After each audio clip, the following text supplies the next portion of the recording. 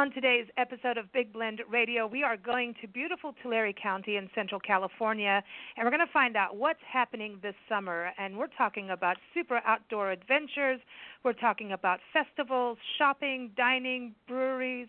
Big trees, because Tulare County is home to Sequoia and Kings Canyon National Parks, the giant Sequoia National Monument, and Sequoia National Forest. It is and one of those destinations. It's a must list. I was going to say a bucket list. I like to call it a life list destination for many of us. I encourage you to go to the website discoverthesequoias.com. Also, if you go to our site nationalparktraveling.com, we love to cover the area, so there's plenty of articles and past interviews there. We have a special guest joining us from the Sequoia Tourism Council today to give us all the insight that we need to know for summer. We're going to start with Gary Rogers. Gary is from the Sequoia Parks Conservancy, an awesome group that really works to protect the parks but also puts together all kinds of cool activities and events. They run things like the Crystal Cave where you get to go underground and go into the cave. It's cool, man. So go to their website, sequoiaparksconservancy.org. Gary, welcome back to the show. How are you? Hey, I'm great. Thank you. How are you guys? Doing good. Did I get it right? You guys are part of protection but also interpreters of the park. That is correct. So we raise funds for specific projects in the parks, from like search and rescue to accessible trails and all sorts of things. And we also run tours of the Crystal Cave, of the giant forest, and other areas in the parks. We do custom tours where you can choose, how long you have to go out and what you want to see, and we'll put together a tour just for you and your family or group. And we also do step-on tours for some of the large tour buses that come through. Awesome. And this time of year, summer is just, one of the, I think it's the most popular time of year to come out, obviously. But I think the last time we spoke with you, we were talking about snowshoeing, and now that's not true anymore, right? We're done with the snow? Well, I wish. There's still a decent amount of snow on the ground, and a lot of the NPS campsites have been delayed, and they're opening a little bit, but it looks like everything will be open by the end of the month in terms of campgrounds. But be sure to check the NPS website for the availability of campgrounds.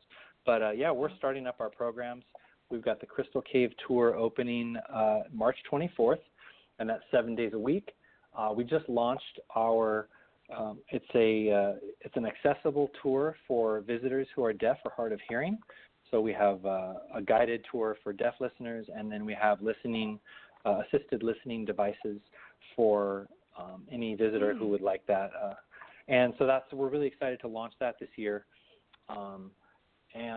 We're also doing giant forest tours.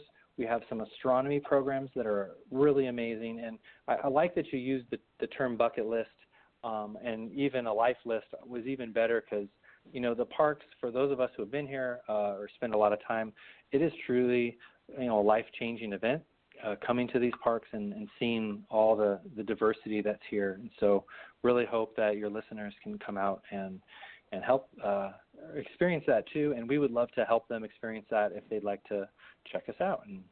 Absolutely. And you were talking about checking the NPS website. I want to give that to everybody. It's nps.gov/SEKI. And it's such a beautiful area. I want to bring some of our other special guests on the show. We have Sandy Blankenship. She's the Executive Director of the Exeter Chamber of Commerce. And Exeter is one of the gateway communities to Sequoia National Park. And you can go to their website, exeterchamber.com. They've had such a good spring. And last time we spoke with Sandy, they were getting ready for their garden tours. Of course, we always talk about the town cat, Walter, but apparently now she's got bears and mountain lions, and I want to know how Walter the town cat likes the mountain lion sculpture that's downtown. Welcome, Sandy. Well, thank you. Thank you for having me.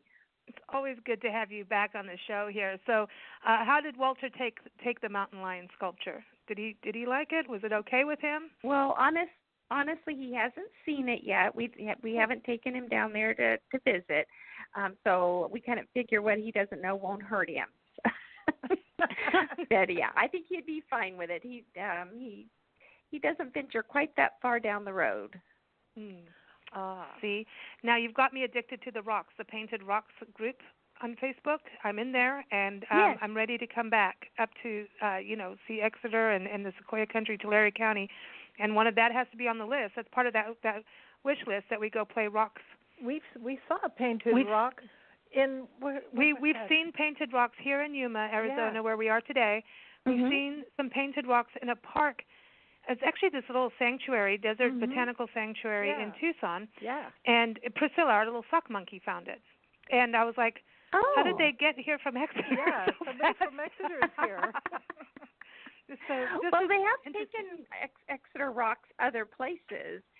Some of our residents have done that, or people that are visiting have found them and then taken them back home and kind of tried to get something started where they came from. So it's quite a little movement, if you will, because it wasn't unique to us, but it is something very fun that people of all ages enjoy hunting the rocks. There was quite a little flurry of them painting them that looked like bears when our bear sculpture went up.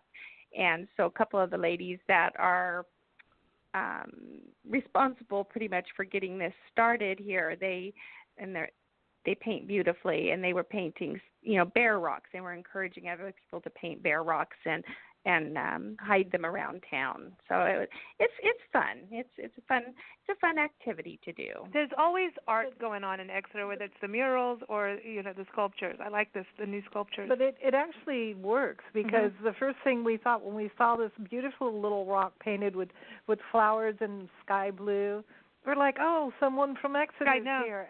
So it sticks in your mind. Yeah, so it's cool, man. I think we're gonna start painting Priscilla rocks and leaving them everywhere. Oh, cool. Because she does rocks. Yeah. The Priscilla Make rocks. sure you know who you are and where you're from, and that's kind of how they get spread around, because you want to find rocks from other places. That's really fun too, and leave some rocks of your own in other places. So cool. It just makes it's just a fun activity. It doesn't cost a thing, and it's a great family type outing that you can do, especially in this beautiful weather we've been having, and it's just something fun to do. I like it. And people put nice positive messages on it, and I really like to see that, and gets kids involved. Good stuff. And then our next guest is Donnette Silva Carter. She is the CEO of Tulare Chamber of Commerce. Now, Sandy has rocks and a cat and a bear now, but Donnette in her office, well, actually the entrance of the Chamber of Commerce office has a big painted cow. So there we go. So welcome back, Donnette. Tell me, how's your cow? Hey, Jenny the cow is doing just great. She will have a lot of visitors coming up, when we hit National Dairy Month and World Milk Day. And so Jenny is always there to greet all of our visitors, and she is definitely into selfies. So she's up for a selfie anytime someone comes in. So, and she now has a couple of friends, in the office too. So we have a couple of chickens that are hanging out with her too, so she's not so lonely anymore. So, Tulare County, we are definitely, an ag capital of the world, and we feed the world. And so when you come into the Tulare office, you're definitely going to find a lot of ag influence. Mm-hmm. Absolutely. And everyone, if you go to the website, it's tularechamber.org. And the last time we spoke with you, Donnette, you were getting ready for that giant Ag Expo that happens over at the fairgrounds, right? And that's also where there's the Ag Ventures. It's such a cool place for kids to go and learn about farming and where our food comes from. So how was that huge festival? I mean, it's an expo, and people, they literally drive their tractors there, right? Absolutely, they do. It's World Ag Expo, and we are actually the largest farm equipment show in the world, and we had over 100,000 visitors. And it does happen not on the fairgrounds, but actually on the grounds of the International Agri Center, but it did start on the fairgrounds. And as a little known fact, the Chamber of Commerce started that event many, many years ago as the Farm and Row Crop Show. And then it kind of morphed into its own event and its own entity. And we had a lot of guests. We always enjoy welcoming people. And you're speaking about the Ag Ventures Learning Center that you mentioned. That is open for people to come and visit. And we also have a farm equipment that's antique farm equipment that is there at that same site. So a great place to come and learn about ag. You know, it's really geared toward the educational side in Ag Ventures, and they do a lot of school tours. But I see adults having as much fun with that learning and that hands-on as I do everyone else who's coming in. Everybody wants to sit on the little mini tractor and watch the video. So it's a great place to. It is. It's a lot of fun. So, you know, ag is really, you know, big in our area. And that's one of the things when you come during any season of the year, you can see a variety of different crops that are grown in Tulare County. And so we encourage people to come and kind of search that out. We actually have the annual crop reports available in our Tulare Chamber of Commerce office. So you can take a look at what type of production we have throughout our region and even go out and experience it yourself. Take a look at what's going on. I have people all the time who come in and say, okay, point me in the direction of the cows because I want to go see cows and take pictures of cows. So, you know, well, you got all the farm stands too. That's the one cool thing. I mean, there's plums and nectarines and grapes and nuts and I mean, whenever we're there, and we've been there for every season now. I mean, it's just like, and you know, if it's in the dead of winter, there's still nuts and honey and things like that, and olives to get. So, it's like a year-round flavor station. That's what I'm calling it. It is. And I like the way you say that, and we do have, like you said, many different farm stands you can go to. Plus, you can also go to stores that we all have in our community that feature a lot of the homegrown products that are not just you know, from the fresh vegetables and fruits, but as you mentioned, you know, we have nuts, we have processed milk where you can get your milk in a bottle, you can get fresh made ice cream, you know, at Rosa Brothers Milk Company, and they also carry, you know, chocolates that are made locally. You can get local made beef jerky in the area, Portuguese sweetbread. I could go on, and these stores are available in all of our communities. So you just call the chamber, and whichever chamber for that community should be able to direct you as to where you can find the products. And some of them, you know, we have a couple stores that carry everything, you know, from local areas because they really like to highlight that themselves. Or you can go to the actual, you know, processing location itself as well. So great way to experience agriculture. A lot of fun for the kids, too. I think they really have a good time when they come out. Speaking of Farm Fresh, Visalia was featured in the recent issue of Parks and Travel magazine, the spring-summer issue. Everybody can see it on nationalparktraveling.com. Just type in California Farmers Markets, and you'll find we did a Central and Northern California, and Visalia was one that really was huge, and I went on their website and then I saw that they multiplied, and they're already in Porterville, and they do, this is just, it's like year-round fresh produce and cheese and juices, and I mean they had jujubes and pomegranates. I mean it was like what, and so that leads us to Suzanne Bianco, who's also joining us. She is from the Visalia Convention and Visitor Bureau, and you can go to visitvisalia.com. So welcome back, Suzanne. How are you? I'm great, thank you. Thanks for having me. And listen, what's going on with the farmers market? It seems like it's, is it 3 or 4 different locations now all over Visalia? Right, there are a few new locations, and that's great. They're really trying to get it into neighborhoods so that everybody can have access to the fresh goodies that we love to, eat and nibble whatever. Yeah, nibble well, you on. got beer, too. You got beer, and you got everything going on in Visalia. And one thing I wanted to bring up is that your visitor office itself is moved, right? And you've got new ones that people can come get information? Yes, it's real exciting. We just March 1st moved into our new office on Main Street. Main Street is in our downtown area, just a block away from our convention center. We've already had just tons and tons of visitors in here looking for information about the national parks nearby, for local information, restaurant guides, itineraries of things to do in the area. So it's been a great move. We're still working on, all the final touches inside, but it's a fantastic move for us. So if you're in the neighborhood, come by and say hi. Yeah, and Visalia, like the downtown district is, and like all of the downtowns. I mean, it was Porterville, Tulare, Exeter, very charming, historic. Also, Three Rivers is like the art community that runs along the river, like seriously, and they do have three rivers, so it's really cool. So this would in Springville, like that's your another agricultural community. It's gateway to like Porterville to Sequoia National Forest. You can get apples there, as I remember apples. It's like everything grows out in this area. But Suzanne, I remember summer in Visalia was like festival season. It seems like there's always something going on at Fox Theater, but there's blues festivals and barbecue festivals. It seems like music and the arts seem to really be alive downtown.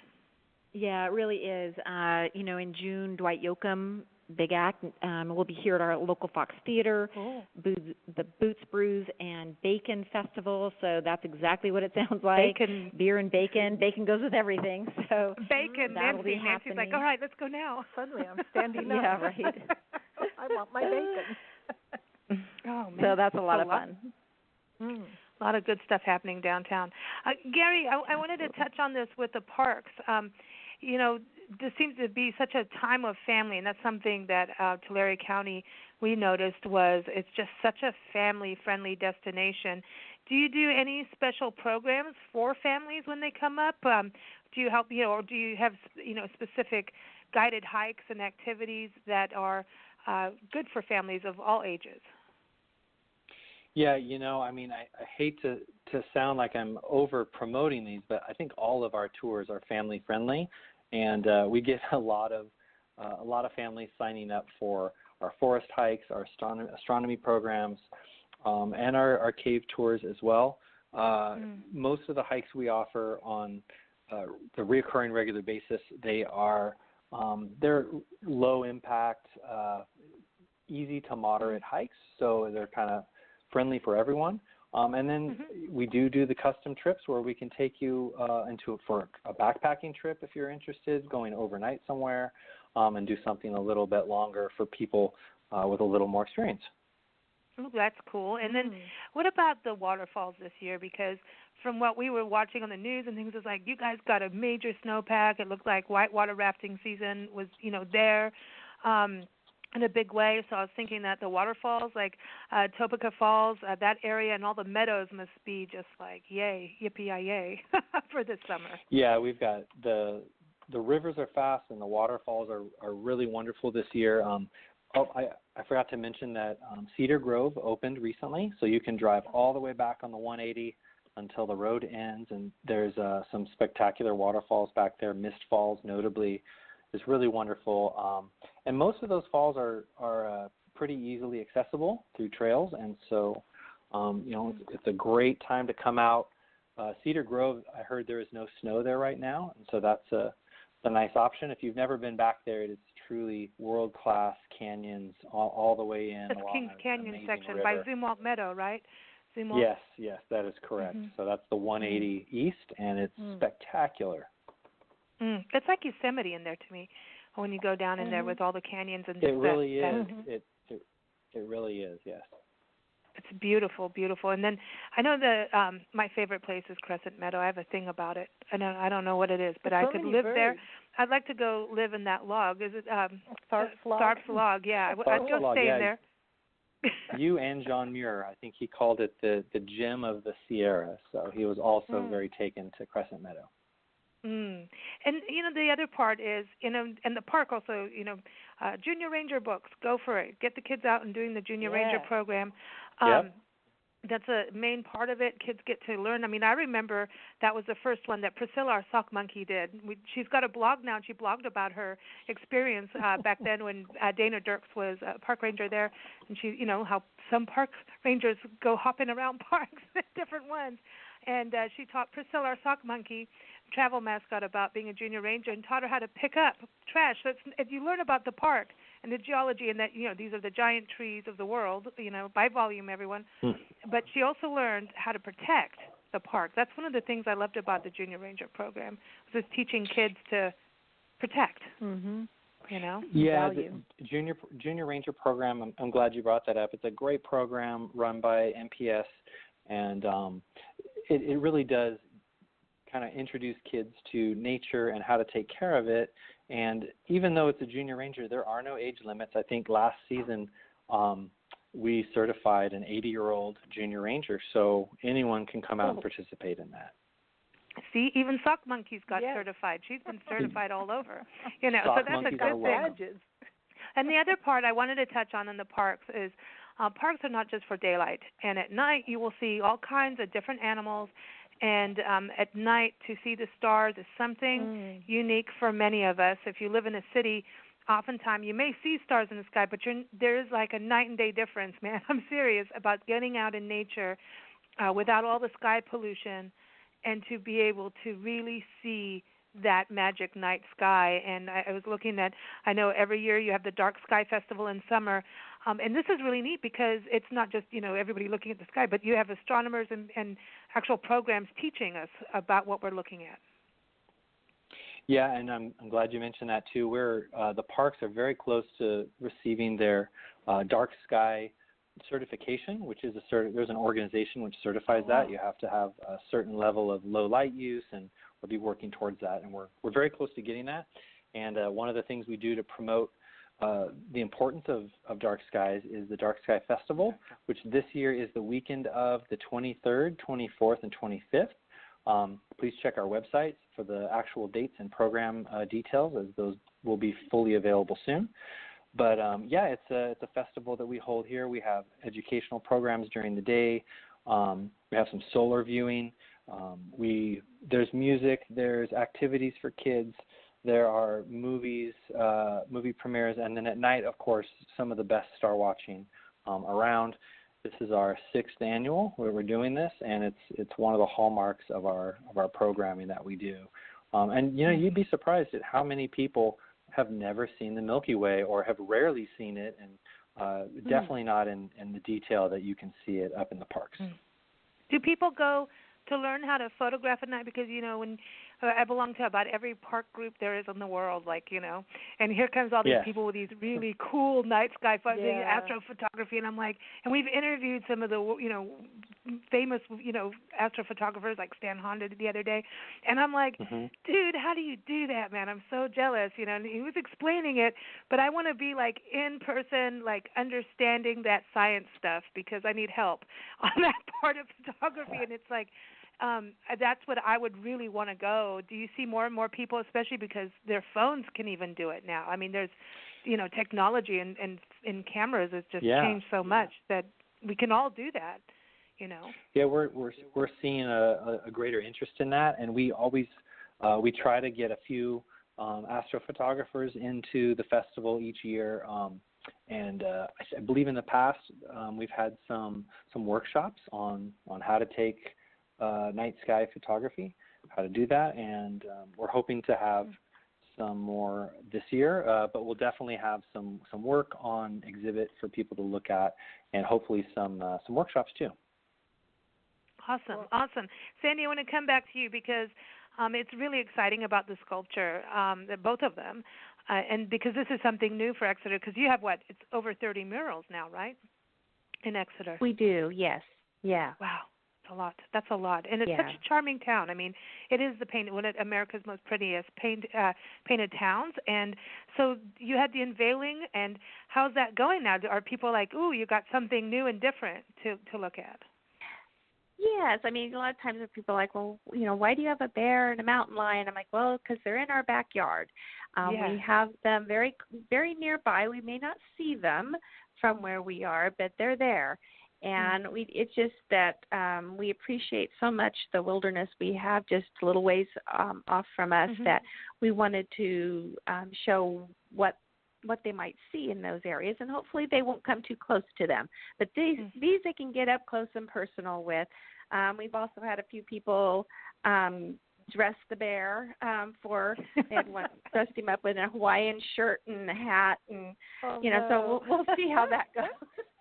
Oh my God! God! We don't encourage that, however, but it was cute, I had a feeling that was going to happen. The last time we spoke on the radio show, I remember talking about that. I'm like, uh-oh. But I think what's interesting that you chose a bear and that you chose a mountain lion. I'm really glad you did, because I think there's a lot of fear. And Gary, I want to circle back with you on that, because there is fear of that. And it's like, if you see one, okay, that's it, kill it, it's over with. And so, and you should have a healthy dose of, respect and like, okay, stand back kind of thing. But sometimes people don't go hiking or get out on a trail because of that fear. So don't you think doing something like this with what Sandy and Exeter is doing by doing this sculpture of a mountain lion is a good thing towards getting past that fear? Yeah, absolutely. And I think my wife is also has a fear of mountain lions. Although, we have to remind people that they're very reclusive creatures, and you'd be lucky to see one. They're very they do not like human contact in general. So, the best usually you'll see one at a distance. I've never seen one personally. But yeah, we always encourage people to, enjoy wildlife and bears too, especially because they're a lot more active and not so reclusive, but to respect a healthy viewing distance. And don't feed them when you're observing wildlife. Yeah, and use the bear box. If you're close enough if you're close enough to feed them, you better turn and go the other way.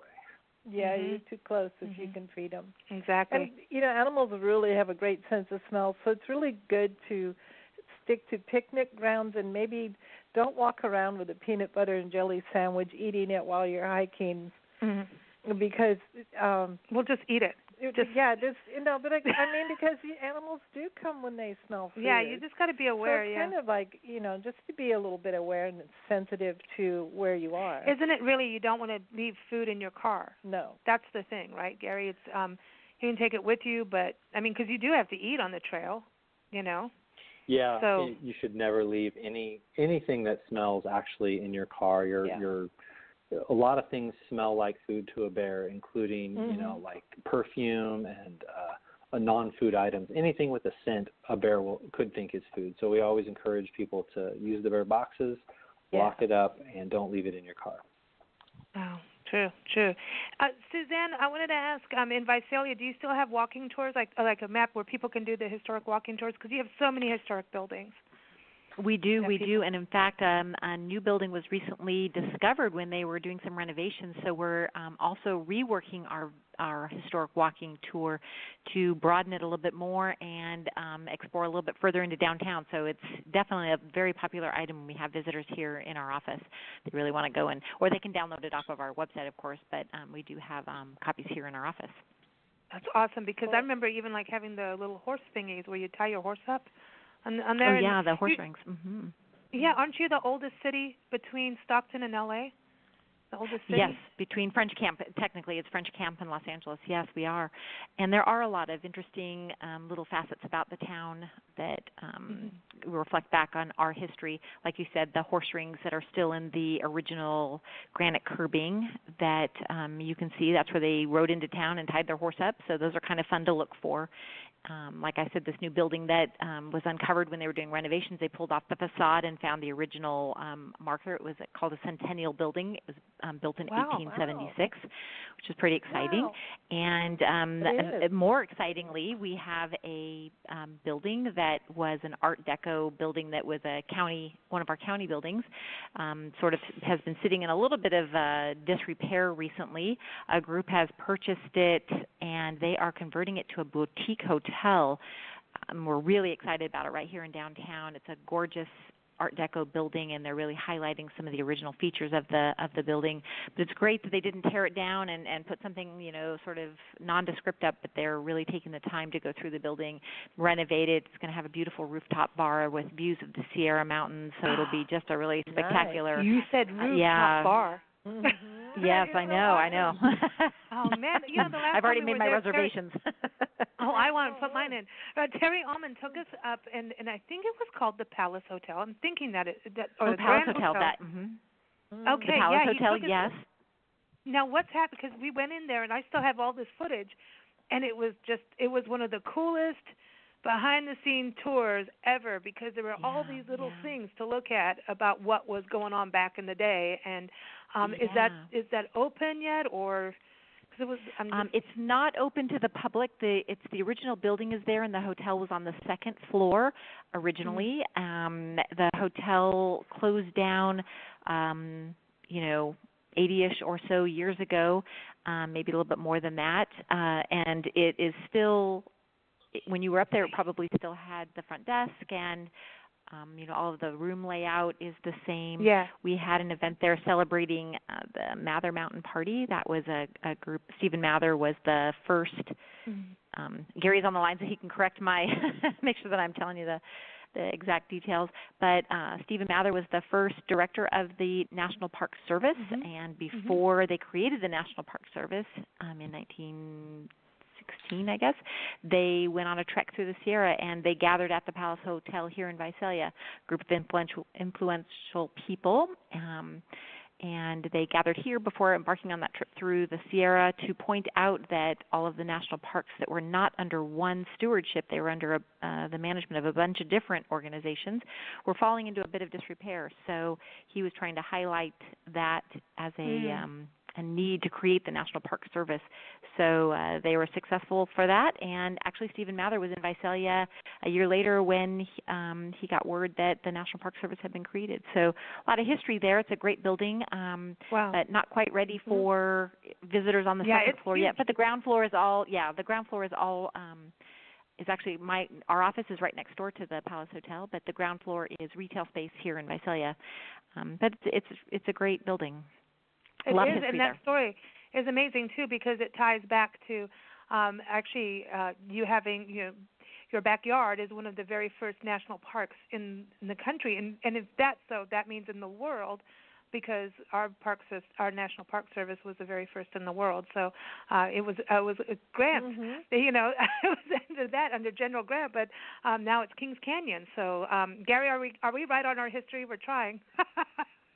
You guys are right on, and some great history you bring up too. Those were really important people in getting the parks established and organized under one entity there.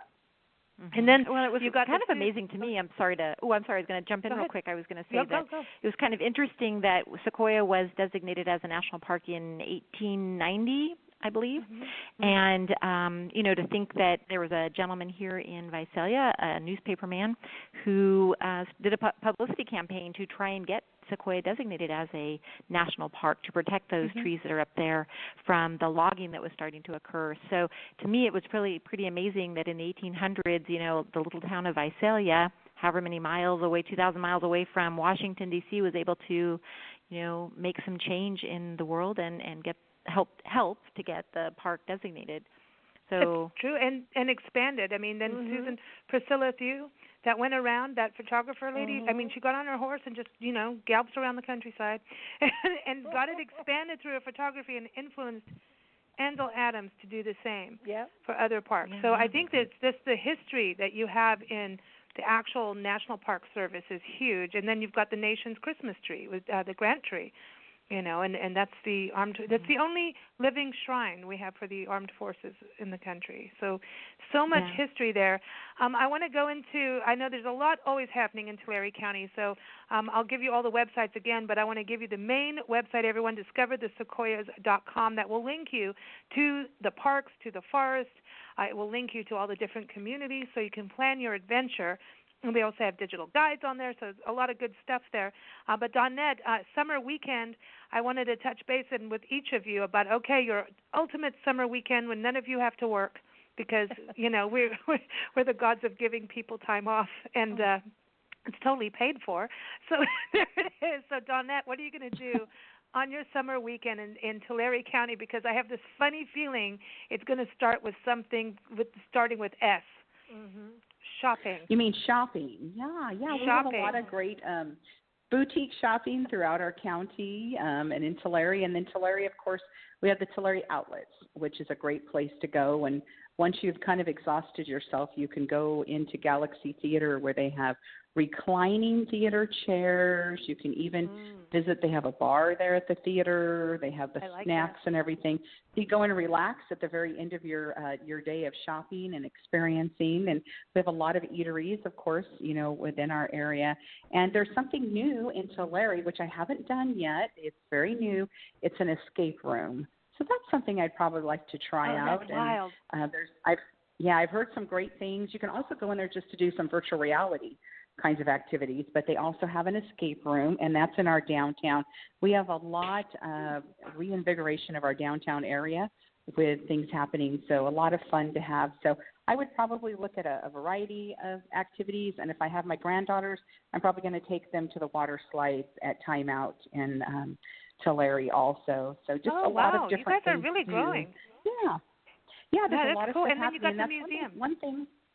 We have the museum, so if you want to get some history, you can go there as well. And one of the things I do want to mention, because all of our communities, throughout the summer, we have a lot of different concerts in the park. So definitely check out that website, link to our local chamber websites, or visit Visalia, because we have a lot of different activities happening. So whenever you come to, see the big trees, which we know, that's over a couple million or more people that come every year, but also they're staying in our communities and always looking for other things for their families to do. So we have a lot to offer, in this Sequoia region, and you're going to find just about everything here. And like I said, quaint downtowns, murals in just about every community. Yeah. Lots of art, lots of music, lots of food and fun. Good food.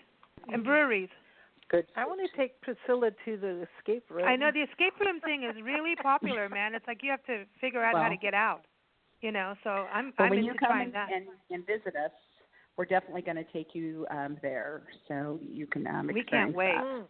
We cannot wait. We'll be back there, everybody, in the spring of 2020, and it's going to be crazy cool because it's been a few years. We've got itchy feet to get back up there, and I want to go do my the usual jaw drop of looking at the big trees, and I'm going to have to go on a major diet before I come out because it's major chow down when you get there. There's so much good food, but then you get to hike and balance it off. Yeah, but there's so much fun out there, so we can't wait for that. Okay, so Sandy, what are you doing for your summer weekend? Well, I've been compiling a list. I want to go antiquing. There are so many antique stores throughout Tulare County and the Sequoia region, and I'd like to go and just visit and just go through their books and different things that they have. I don't take the time to do that. So that'd be a very relaxing weekend for me, is just to hit some of these shops. I see the ones that we have in Exeter, but I don't get out to the other ones in the county, and I'd like to go and visit them as well because we do have some really great antique stores in this area. Is there like a designated trail at this point, or is it still growing? I don't know if there's anything formal put together, no, but I'm sure we can help someone compile that because I'm familiar with a few of the places, and I'm sure with the help of the internet and different things we could put together, if someone was interested in that, we would be happy to help them with that. I know what we're doing when we come to see you. Yeah, there's so many treasures to be found. Yeah, and I wanted to touch on also near you is Wood Lake Botanic Garden, and I was seeing them post some flower photos and everything, so that's open too in the summer, and it's just such a beautiful. Yes. That was one of those unexpected gardens, I'll never you forget don't when you drove expect it to look the way it does at all. When you pull up to it, you're just like, oh. Yeah. And then you get inside, and it just blows you away. It's and they use it as a learning center too. They help to teach students they go in and pick the berries that they grow and show them how to do things, show them how to grow food. And I think that's really, really important because so many people think food just comes from the grocery store. Yeah. And it's funny because even though you are in ag land, at the same time, it's kind of like you've got to slow down and go, hey, kids, let's get down to the basics of this is how it grows. And I think for adults, too, and for us, coming out of town and then seeing this and just how much grows, how much diversity there is in your plant life. I mean, all the way from, roses to nut trees to the giant sequoias, you can't beat that. I mean, that's why I always trip out about your area of just how much grows in nature and then in what you're doing in agriculture, too. So, Gary, let's go to you for summer. What are you doing? I know there's a hike involved somewhere. As soon as I can, I'm definitely going to pack up a nice picnic lunch. And since I haven't been there for almost a year, I'm going to head out down 180 into Kings Canyon to Rhodes End in Cedar Grove. It's a little lower elevation, about just a little under 5,000 feet. So there's no snow. It's gorgeous as the wildflowers are just starting to go crazy up there at the higher altitudes. And there's some wonderful waterfalls you can check out too. Roaring Rivers Falls, Mist Falls, another one. And, of course, Zumwalt Meadow is a big favorite of everyone's, which was just named by National Geographic as the #1 accessible trail in a national park. So that's really nice designation to have. That's so cool. It's truly open to anybody. So I love that. And that's something I always try to, I love what you were talking about for Crystal Cave too, is that, national parks have, accessible trails. They have accessible amenities, and you do not need to be an athlete to go to a national park, I've seen moms with strollers go on the Big Trees Trail, and the babies are like, man, those are some big things up there. I don't know what they are, but those are big. That's a big mommy. You're absolutely right.